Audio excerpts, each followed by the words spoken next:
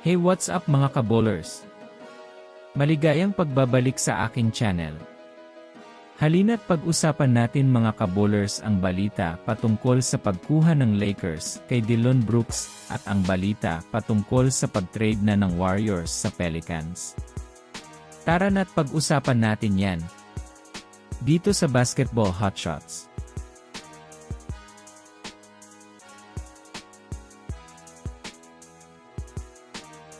Una nga muna tayong dumako mga kabowlers sa balitang gusto nga daw makuha ng Lakers si Dillon Brooks.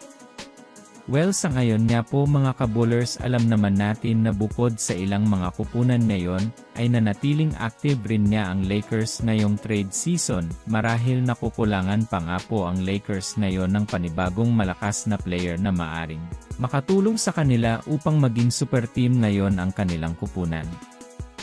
Dahil nga sa mayroong malalakas na assets ang Lakers, tila hindi na po mga typical na player lang nga po ang kanilang gustong makuha, kundi mga star caliber na magpapalakas palalo para sa kanilang kupunan. Sa pinakabagong impormasyon nga po na lumabas ngayon mga kabowlers, na natiling isa nga po sa mga gustong kunin ng Lakers ngayon, yan ay ang player ng Suns na si Dillon Brooks. Alam naman niya natin sa ngayon na sobrang ganda ng nilalaro nitong si Dillon Brooks sa pag-average ng 21.4 points per game, na kung makikita nga natin siya nga halos ngayon mga kabowlers ang bumubuhat sa opensa ng Suns. Kaya dahil dyan, isa nga yan sa mga tinitignang assets ng Lakers na maaring magbigay ng magandang sistema kapag nagkataon nasa kanila na itong si Dillon Brooks.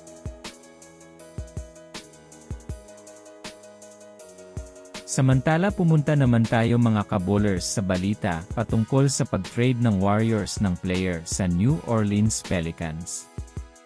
Well, sa ngayon nga po mga kabowlers ay unti-unti nang lumilitaw ang mga suitors ng bawat player na available sa ngayon. Yes mga kabowlers, lahat nga pong player na available ngayon sa trade market ay mayroong nakaabang na mga kupunan para kumonsulta sa mismong team na may hawak sa mga player ngayon.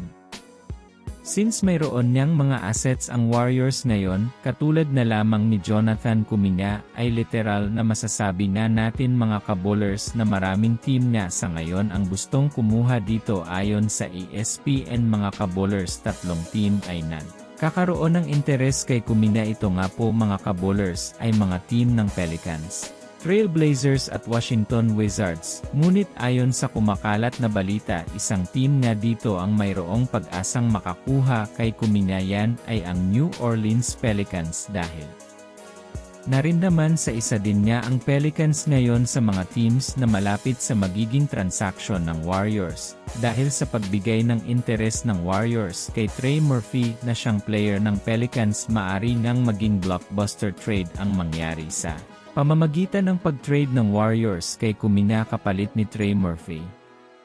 So yun lamang mga kabowlers, yan lang na muna ang ating pag-uusapan sa ngayon. Pindutin na ang subscribe and hit nyo na rin ang notification bell para sa mga susunod na update sa mundo ng basketball. Again, this is Basketball Hotshots.